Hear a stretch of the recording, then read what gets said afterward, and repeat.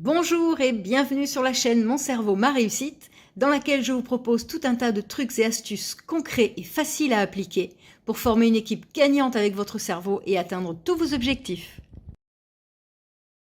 Bonjour à tous, aujourd'hui je vous propose une petite vidéo pour augmenter votre confiance en vous en agissant sur vos croyances limitantes. Alors j'ai déjà fait une vidéo sur les croyances limitantes, je vais vous donner 2-3 autres petits trucs en fait pour travailler concrètement sur ces petites phrases négatives qui viennent nous polluer parfois lorsque l'on est face à une tâche à accomplir, un projet important pour nous et qu'on a voilà, des phrases du genre ah ben, j'y arriverai jamais, mais ça je sais pas faire, ou après tout bêtement où on sort le temps est pourri donc la journée elle va être pourrie aussi, etc.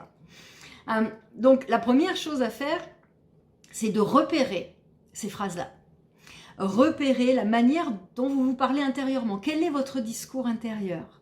Qu'est-ce que vous vous dites quand vous commencez à bloquer et avoir l'impression que vous n'y arriverez pas? Ensuite, la deuxième chose à faire, c'est qu'une fois que vous avez repéré ces phrases-là, eh bien, il faut chercher l'opposé, positif. C'est-à-dire, qu'est-ce qui se cache derrière et qui peut, au contraire, vous permettre d'avancer. Par exemple, je n'y arriverai jamais. Eh bien, peut-être que si je m'entraîne, j'ai une chance d'y arriver. Ou si je demande à la bonne personne de me montrer, j'ai beaucoup plus de chances d'y arriver. Ça, je ne sais pas faire. Eh bien, je vais apprendre. Et donc, comme ça, je saurai faire. Le temps est pourri, donc la journée va être pourrie. En fait, c'est bien qu'il pleuve parce que ça fait longtemps qu'il n'a pas plu et la terre en a besoin pour faire pousser toute l'herbe, les arbres et nourrir les oiseaux et tout le monde. Et donc, finalement, c'est plutôt positif. Ou à l'inverse, avec un peu de chance, il y a un petit rayon de soleil qui va apparaître, donc ma journée, elle va être bien aussi, etc. Donc, en fait, c'est commencer par changer votre discours intérieur sur la manière dont vous envisagez les choses. Oh là là, demain j'ai un oral, ça va super mal se passer, je le sens pas bien, je sens que je vais trembler, je vais bafouiller, je vais avoir des trous de mémoire. Eh bien, changez ça. Imaginez en fait comment vous avez envie que cet oral se déroule. Eh bien, créez-vous votre petit scénario intérieur sur comment c'est censé bien se passer. Si vous êtes du genre à vous faire des scénarios justement catastrophes sur comment ça va mal se passer, eh bien ça veut aussi dire que vous êtes votre propre scénariste. Donc vous pouvez changer le scénario. Et donc par exemple, vous pouvez vous raconter ce petit discours de je vais arriver sur l'estrade par exemple, je vais me redresser mes épaules, je vais sourire, je vais marcher avec confiance, je vais me souvenir de mon texte sans aucun problème, je vais articuler, je vais avoir une bonne intensité dans ma façon de m'exprimer, je vais parler clairement et fort pour que tout le monde m'entende, ce que je vais dire va être passionnant et ça va être exactement comme je veux que ça se passe. Donc ça, bien évidemment, ça veut dire que c'est le genre de petite phrase à vous dire ou de scénario à créer qu'il faut répéter régulièrement, plusieurs fois dans la journée, tous les jours. Et on est encore sur de la reprogrammation de cerveau. Donc, il faut vraiment vous entraîner très régulièrement pour que votre cerveau prenne l'habitude de fonctionner sur du positif et non sur du négatif. N'oubliez jamais que le négatif, si vous êtes sur la peur de ce qui va mal se passer, eh bien ça va juste vous bloquer, vous empêcher d'avancer. Pourquoi? Parce que si vous êtes sur de la peur, ça veut dire pour le cerveau qu'il y a un danger. S'il y a un danger, alors je n'y vais pas. Je ne vais pas prendre le risque d'aller vers ce danger. Donc, je ne fais rien, voire je recule. Par contre, si à l'inverse, je trouve ce qu'il y a de positif et comment je peux faire les choses, alors je suis en train de donner à mon cerveau l'envie d'aller vers quelque chose. Et là, je peux commencer à mettre en place la stratégie pour aller vers cette envie et ne plus rester bloqué par une peur qui m'empêche totalement d'avancer. Pour vous aider, par exemple, lisez ce petit poème, donc dans le sens dans lequel il apparaît ici, en lisant chaque phrase et en vous imaginant que vous êtes vraiment cette personne et en essayant de ressentir ce que vous ressentez en imaginant que vous êtes cette personne.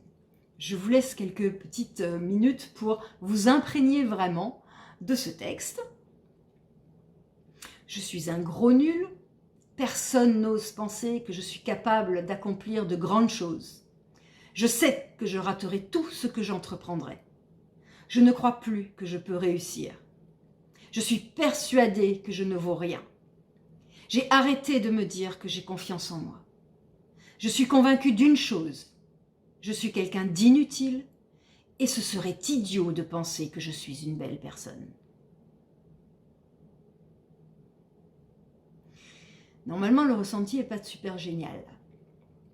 Parce que votre cerveau, encore une fois, intègre tout ça. Il enregistre vos pensées, il les interprète et il fait en sorte que votre corps se comporte de la manière, dans le même sens que ces pensées-là, en cohérence avec ces pensées-là. Maintenant, reprenez ce texte et lisez-le depuis la dernière phrase jusqu'à la première, de la même façon en imaginant que c'est vous cette personne et soyez attentif à ce que vous ressentez. Je suis une belle personne. Et ce serait idiot de penser que je suis quelqu'un d'inutile. Je suis convaincue d'une chose. J'ai confiance en moi. J'ai arrêté de me dire que je ne vaux rien. Je suis persuadée que je peux réussir. Je ne crois plus que je raterai tout ce que j'entreprendrai. Je sais que je suis capable d'accomplir de grandes choses. Personne n'ose penser que je suis un gros nul.